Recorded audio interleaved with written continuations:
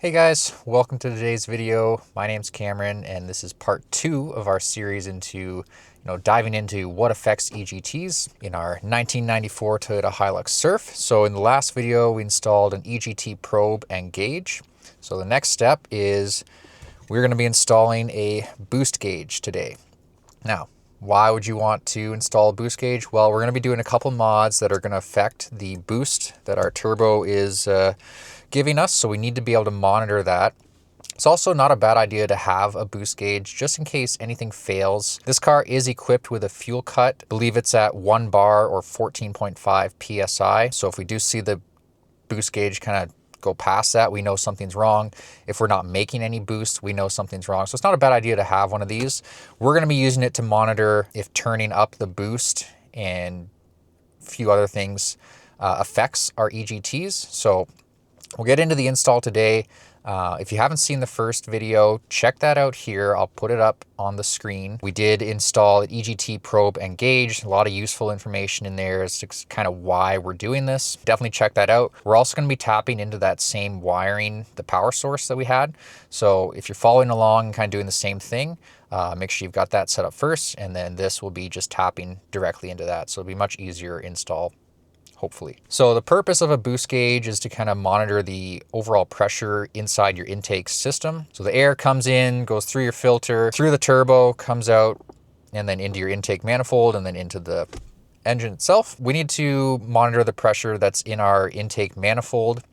Luckily on this vehicle, there is already a place that you can easily tap into to do that.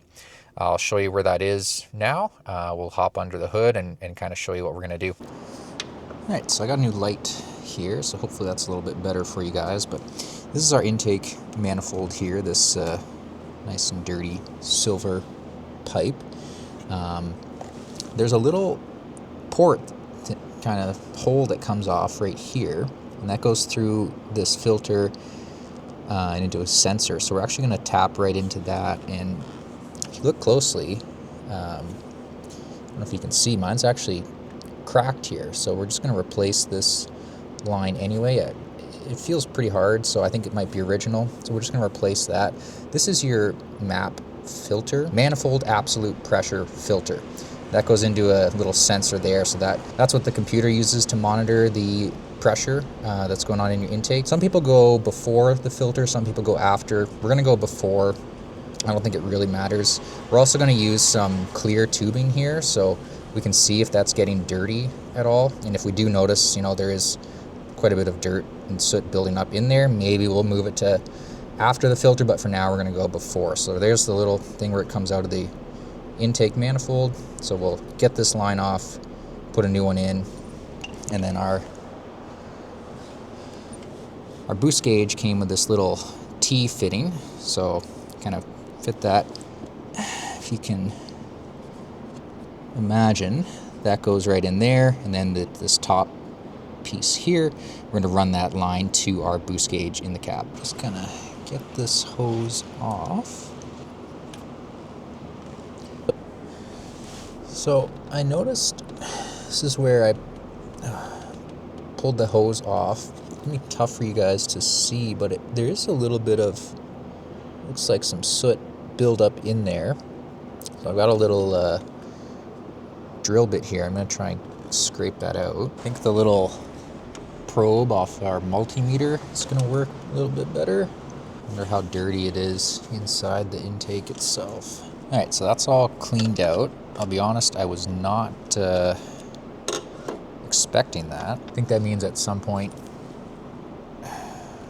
we're going to have to pull the intake and clean out the other sludge that's there, but we got this clear tubing, so we'll use that and kind of monitor the situation. If this gets gunged up again, we'll know we need to pull the intake and take a look at what's going on in there. So for this, we're just going to cut a length of tube. There's the factory one, very brittle. The top one seems okay, actually, so I think we'll leave that as is. About that much should be good. Splice this T kind of into the center of it. Actually going to feed our tubing onto the T as well, so it's easier while it's out of the car. So we'll feed one end to the manifold, That's on nice and snug. Other end to our map filter here. Perfect. Now, what I've realized is we haven't given enough slack. So if we were to put this on with those lengths, you can see the tubing, you can see it's kinked. So we need some more slack to make this work. It's all right. We got lots of tube to work with here. There we go. I think what we'll do is we'll attach that back to the manifold. Okay, so what we've done is coming out of the manifold, small little piece into our T-fitting. This top piece goes to our longer tube that will run into the cab. And then just so I didn't get any kinks or bends or anything, I had a bit of a longer piece here that goes back in. So again, how this works is takes a little air out of the manifold, goes through here into your map filter, your manifold absolute pressure filter. I'll put the part number up on the screen. These crack. It's recommended to replace them every, I think, 100,000 kilometers. So I'll put the part number on the screen for that. Like I said, this top fuse here, or sorry, this top line here feels pretty good, so we're not going to replace that.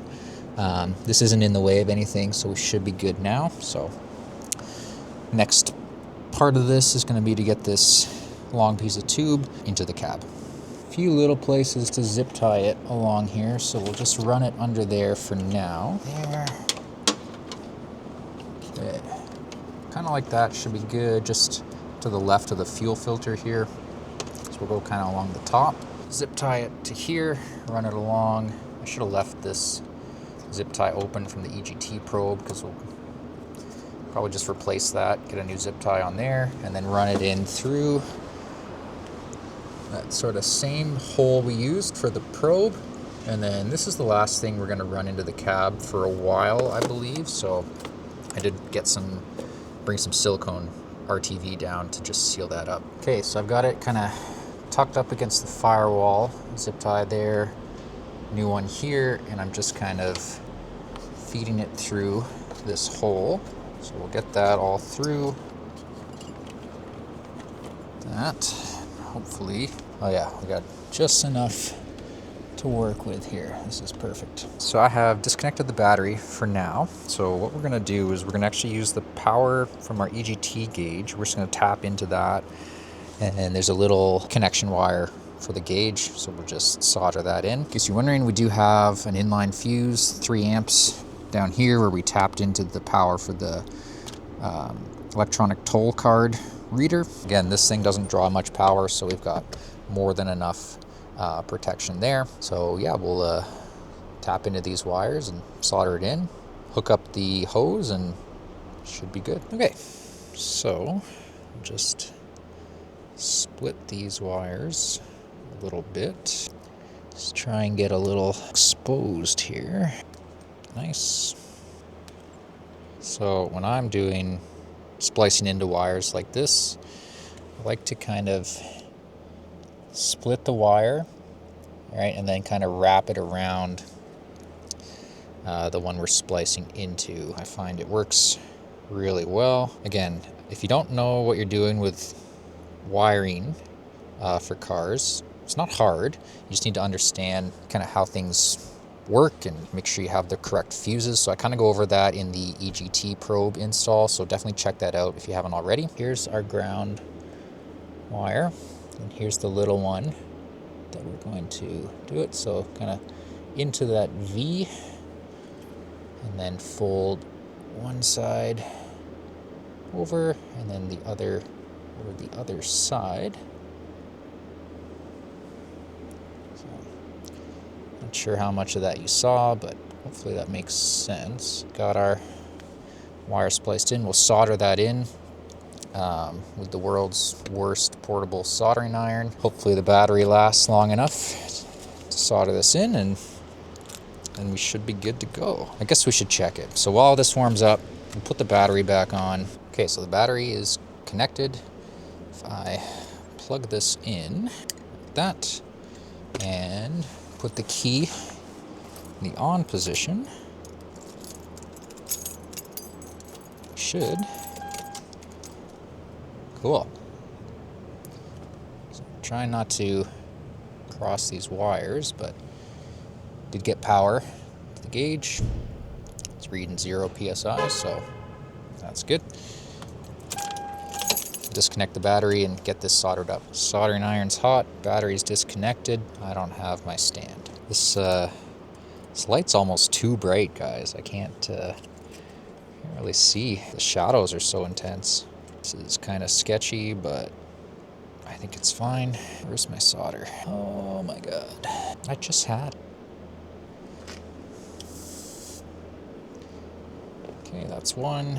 Action number 2. Seems to be holding. Let's just run with that. All right, so I'll get this taped up, put the battery back on, and get it mounted. Okay, so just getting the gauge mounted here. Again, we're just doing Velcro, just like the EGT gauge. I think that looks good. Here's what it kind of looks like from the driver's seat. All right, so I got things fairly tucked away here. Same thing, like in the last video, zip tied kind of around the gas tank release, or fuel tank release, I guess, up through this kind of part of the door here. And then I've kind of, if you can see, it's not great, but I've kind of tucked the wires back there. I have these little speakers here. They do actually work, which is kind of cool. Tuck the wires behind there, and then the actual hose is coming up right behind, plugged it in. So we shall start it up now and see if it works. Looks like you got some different color options. That one's kind of cool. It's a little like purplish. I like that as well. Let's go for the purple. All right.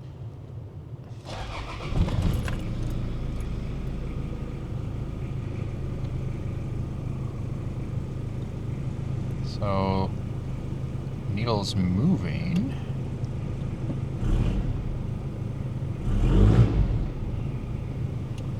I don't know if this is, I haven't read the instructions yet. Okay, we're just out for a little drive. The gauge does work, just at idle it kind of shakes. So, I think all is good. So, yeah, there it is. Needle does move, so that's good. Okay, so we just got back. I guess at idle, it's just the old diesel shake on these. Yeah,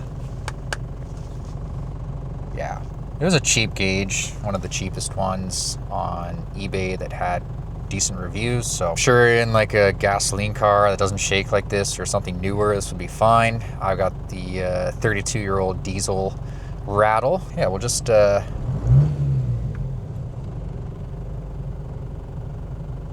shut this off. So took it out on the road. I got up to 10 psi boost. So that seems to be our factory cutoff. Read a bunch of posts and a few different numbers have come up. 8 to 10 seems to be normal. So it looks like the KZN-130 is limited to 10 psi. So we're going to change that in a future video. Stay tuned for that. But yes, pretty straightforward install. Again, you just got to splice into kind of that factory tube that comes out of your intake manifold. If it's getting old, replace it like I did. And yeah, the wiring was super easy. Again, these don't draw much power, so you don't need a huge fuse. 3 amps is good enough to power both the EGT gauge as well as the boost gauge that I have. This is just the second video in our multi-video series on exploring EGTs. So we're gonna dive into that.